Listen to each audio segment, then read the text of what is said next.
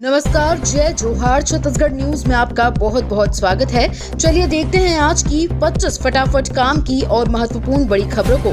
पर इससे पहले आप वीडियो को कहां से देख रही हैं, कमेंट में बताना बिल्कुल ना भूलें। छत्तीसगढ़ के जिले में बिछेगा सड़कों का जाल। सीएम साय के निर्देश पर 2 करोड़ 98 लाख रुपए की मिली स्वीकृति। मुख्यमंत्री विष्णुदेव साय के निर्देश में जशपुर जिले के कांसाबेल तहसील क्षेत्र के चोंगरी बाहर गड़ला चौक से कोरंगा पुल तक 2.5 किलोमीटर मार्ग का सड़क निर्माण के लिए लोक निर्माण विभाग ने 2 करोड़ 98 लाख 75 हजार रुपए की राशि स्वीकृत कर दी है। ये निर्माण कार्य बरसात के दिनों में यातायात में हो रही परेशानियों को ध्यान में रखते हुए किया जाएगा। छत्तीसगढ़ में ई व्हीकल पॉलिसी 2022 पर संकट, 45,000 लोगों को सब्सिडी का इंतजार। छत्तीसगढ़ में इलेक्ट्रिक वाहन नीति 2022 को लागू किए हुए 2 साल से ज्यादा हो चुके हैं, लेकिन इसके क्रियान्वयन में भारी लापरवाही सामने आ रही है। प्रदेश में 45,000 वाहन चालक ऐसे हैं जिन्होंने इलेक्ट्रिक वाहन तो खरीद लिया है, लेकिन अब तक उन्हें सरकार द्वारा घोषित सब्सिडी नहीं मिली है। विशेषज्ञों का कहना है कि छत्तीसगढ़ में बढ़ते वायु प्रदूषण को कम करने के लिए इलेक्ट्रिक वाहनों को बढ़ावा देने की सख्त जरूरत है। छत्तीसगढ़ को ऊर्जा के क्षेत्र में आत्मनिर्भर बनाने बड़ा कदम। प्रधानमंत्री नरेंद्र मोदी ने बिलासपुर आगमन के दौरान छत्तीसगढ़ राज्य विद्युत उत्पादन कंपनी लिमिटेड की 15,800 करोड़ रुपए की अधिक की लागत वाली पहली सुपर क्रिटिकल थर्मल पावर परियोजना कार्य का शुभारंभ किया। ये परियोजना छत्तीसगढ़ की ऊर्जा क्षेत्र की बड़ी आवश्यकताओं की पूर्ति करेगी। साथ ही छत्तीसगढ़ को ऊर्जा के क्षेत्र में आत्मनिर्भर बनाने की दिशा में बड़ा कदम है। छत्तीसगढ़ इंदौर भोपाल प्रयागराज के लिए नई उड़ानें शुरू। स्वामी विवेकानंद एयरपोर्ट से इंदौर भोपाल और प्रयागराज के लिए नई उड़ानें शुरू हो गई हैं। ये सभी उड़ानें इंडिगो ने शुरू की है। इंदौर रायपुर के लिए शुरू हुई नई फ्लाइट से 60 यात्री रायपुर पहुंचे और 62 यात्री इंदौर के लिए रवाना हुए। ये फ्लाइट रोजाना संचालित की जाएगी। इस नई फ्लाइट के साथ प्रदेश के यात्रियों को इंदौर के लिए अब रोजाना 2 उड़ानें उपलब्ध होंगी। आज से कई नियमों में बदलाव। आज से नए वित्तीय वर्ष की शुरुआत होने वाली है। वैसे तो हर महीने की शुरुआत में ही कई नियम बदलते हैं, लेकिन नए वित्तीय वर्ष की शुरुआत से काफी कुछ बड़ा बदलाव होता है। बैंकिंग और टैक्स से जुड़े कई नियम बदलने वाले हैं। बदलाव आम लोगों की जेब और वित्तीय योजनाओं पर असर डाल सकता है। नए वित्तीय वर्ष की शुरुआत के साथ ही बैंकिंग, टैक्स और डिजिटल ट्रांजैक्शन से जुड़े कई नियम बदलने वाले हैं। नई सरकारी गाइडलाइन मई से हो सकती है लागू। जमीन के बढ़ सकते हैं दाम। छत्तीसगढ़ के रायगढ़ जिले में इस बार जिले में जमीन की नई सरकारी गाइडलाइन दर लागू होने में देरी हो सकती है, क्योंकि इसके लिए पूर्व से तैयारी नहीं की गई है। मार्च के अंत में सभी जिला मुख्यालयों से प्रस्ताव मांगा गया है। इस बार आज से संशोधित दर लागू नहीं हो पाएगा, क्योंकि 31 मार्च तक शासन ने सभी जिलों के पंजीयन विभाग से जमीनों की बिक्री व अन्य जानकारी मांगी है। वहीं 15 अप्रैल तक क्षेत्रवार संशोधन के प्रस्ताव की जानकारी मांगी है। सेंट्रल जेल रायपुर में कैदियों के लिए नई सुविधा, बनेगा देश का पहला सिनेमा हॉल। कैदियों के मानसिक एवं नैतिक उत्थान के उद्देश्य से जेल परिसर में एक फिल्म थिएटर की स्थापना की योजना बनाई गई है।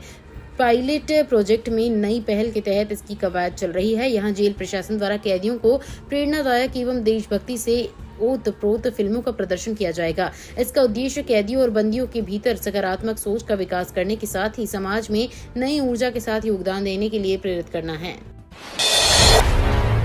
कोरिया की 69 ग्राम पंचायत टीबी मुक्त, 10 मरीजों की निक्षय मित्र बनी राज्यपाल। प्रधानमंत्री टीबी मुक्त भारत अभियान को नई दिशा देते हुए राज्यपाल रवीन टेका ने एक अनूठी पहल की है। उन्होंने 10 टीबी रोगियों के निक्षय मित्र बनने का निर्णय लिया है। कोरिया प्रवास के दौरान उन्होंने 2 टीबी मरीजों को पोषण युक्त फूड बास्केट भेंट किए। साथ ही उन्होंने जिले की 69 ग्राम पंचायतों को टीबी मुक्त होने पर बधाई दी। राज्यपाल ने मरीजों को आश्वस्त किया कि टीबी पूरी तरह से इलाज योग्य बीमारी है। नियमित दवा और पौष्टिक आहार से ये ठीक हो सकती है। रायपुर अभनपुर मेमू ट्रेन में मिल रही बेहतरीन सुविधा, मेट्रो जैसा एक्सपीरियंस। अब रायपुर से नवा रायपुर और अभनपुर के लिए ट्रेन से यात्रा करने के लिए इंतजार की घड़ियां खत्म हो चुकी हैं। अब रेल यात्री रायपुर से नवा रायपुर और अभनपुर की यात्रा कर सकेंगे, वो भी महज 10 रुपए में। ये ट्रेन रायपुर से अभनपुर के लिए नियमित रूप से शुरू हो चुकी है। प्रधानमंत्री नरेंद्र मोदी ने बिलासपुर प्रवास के दौरान इसकी सौगात दी। बच्चों की भोजन में अब 10% कम तेल का होगा इस्तेमाल, केंद्र सरकार ने लिया फैसला। मोटापे से निपटने के लिए प्रधानमंत्री नरेंद्र मोदी के मंत्र का असर अब जल्द ही स्कूली बच्चों को पीएम पोषण योजना के तहत मिलने वाले दोपहर के भोजन सहित स्कूलों की कैंटीन व छात्रावासों में दिखेगा, जहां बच्चों के भोजन में पहले की तुलना में 10% कम खाने के तेल का इस्तेमाल होगा। मौजूदा समय में पीएम पोषण योजना के तहत स्कूली बच्चों को दिए जाने वाले भोजन में प्रति बच्चा प्राइमरी स्तर पर 5 ग्राम और अपर प्राइमरी स्तर पर 7.5 ग्राम खाने के तेल के इस्तेमाल का तय मानक है।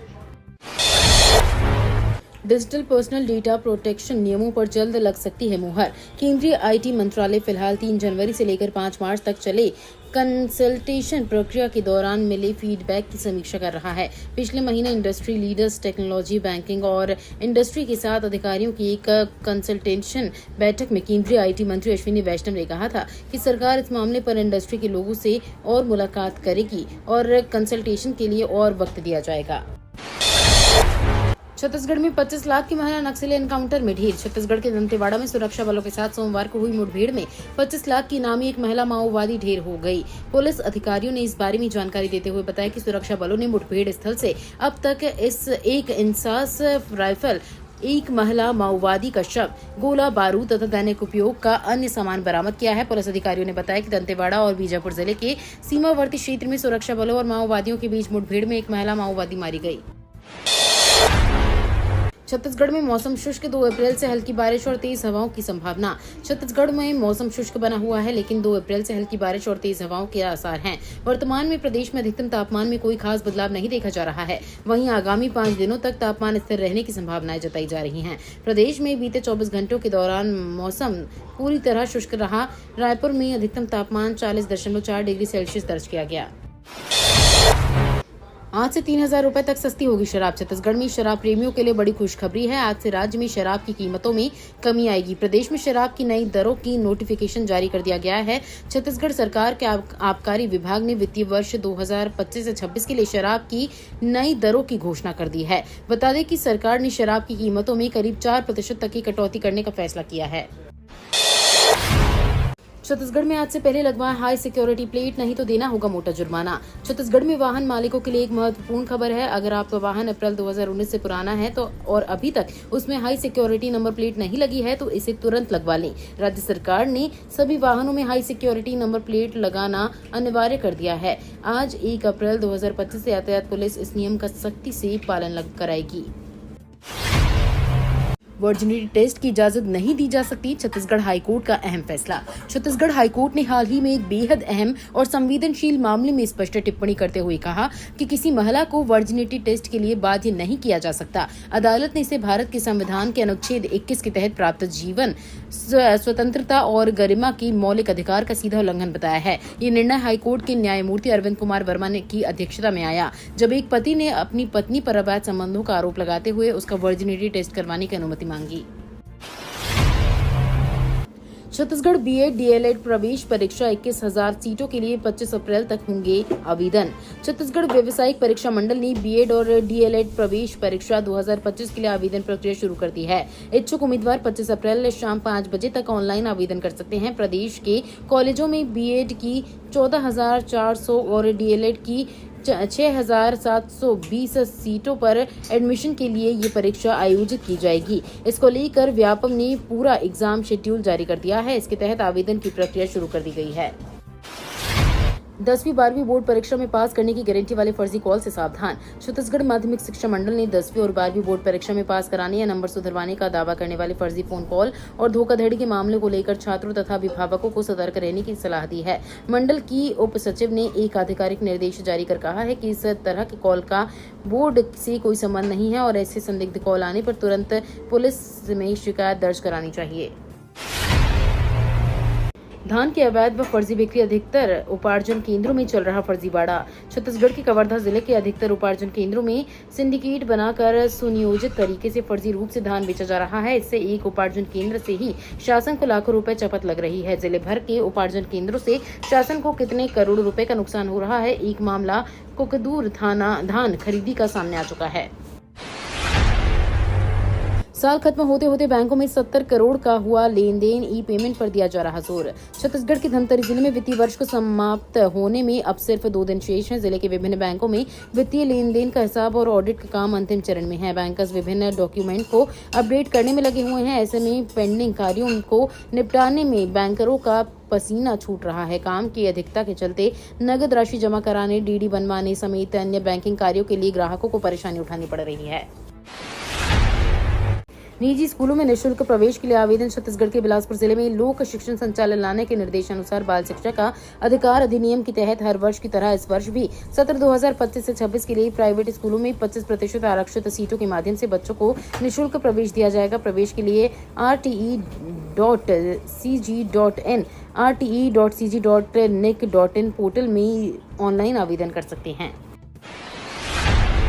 भूपेश मतलब भ्रष्टाचार, महादेव से टैब घोटाले पर भाजपा ने पोस्टर के जरिए साधा निशाना। छत्तीसगढ़ भाजपा ने सोशल मीडिया प्लेटफॉर्म एक्स पर किए पोस्ट में पूर्व मुख्यमंत्री भूपेश बघेल को महादेव से टैब घोटाले की गठरी लिए दिखाया गया है, जिसमें से गिरते नोट से तमाम पंजा छाप अधिकारी एकत्रित करते नजर आ रहे हैं। बता दें कि महादेव ऑनलाइन से टैब मामले में सीबीआई ने 26 मार्च को रायपुर, भिलाई के अलावा भोपाल, कोलकाता और दिल्ली में 60 जगहों पर छापेमारी की। अवैध रेत उत्खनन पर प्रशासन की बड़ी कार्रवाई। एक चैन माउंटेन मशीन समेत 3 हाईवा वाहन जब्त। महानदी से अवैध रेत उत्खनन और परिवहन के खिलाफ प्रशासन की ओर से लगातार कार्रवाई की जा रही है। ग्राम कागदेही में रेत के अवैध उत्खनन और परिवहन की शिकायत पर प्रशासन ने बड़ी कार्रवाई की। इस कार्रवाई के तहत आरंग एसडीएम पुष्पेंद्र शर्मा के मार्गदर्शन में आरंग तहसीलदार सीता शुक्ला के नेतृत्व में राजस्व विभाग और खनिज विभाग की संयुक्त टीम ने एक चैन माउंटेन मशीन और 3 हाईवा वाहनों को जब्त कर लिया है। सोनिया गांधी ने केंद्र सरकार पर लगाया आरोप, कहा शिक्षा प्रणाली का हास बंद होना चाहिए। कांग्रेस नेता सोनिया गांधी ने प्रधानमंत्री नरेंद्र मोदी के नेतृत्व वाली केंद्र सरकार की शिक्षा नीति की आलोचना करते हुए आरोप लगाया कि इस सरकार का मुख्य एजेंडा सत्ता का केंद्रीकरण, शिक्षा का व्यवसायीकरण तथा पाठ्य पुस्तकों का सांप्रदायिकरण है। कांग्रेस संसदीय दल के अध्यक्ष ने एक लेख में कहा है कि ये 3 सी आज भारतीय शिक्षा को परेशान कर रहे हैं और भारत की सार्वजनिक शिक्षा प्रणाली का ये हास बंद होना चाहिए। निधि तिवारी बनी प्रधानमंत्री मोदी की पर्सनल सेक्रेटरी। 31 मार्च 2025 को भारत सरकार ने एक महत्वपूर्ण नियुक्ति की घोषणा की, जिसमें भारतीय विदेश सेवा के अधिकारी निधि तिवारी को प्रधानमंत्री नरेंद्र मोदी की नई पर्सनल सेक्रेटरी नियुक्त किया गया है। ये नियुक्ति तत्काल प्रभाव से लागू हो गई है और कार्मिक एवं प्रशिक्षण विभाग द्वारा जारी एक आधिकारिक आदेश के अनुसार कैबिनेट की नियुक्ति समिति ने इसकी मंजूरी दी है। ये तो थी आज की बड़ी खबरें। अगर आपको न्यूज पसंद आई हो तो वीडियो को लाइक और शेयर करना बिल्कुल ना भूलें। धन्यवाद।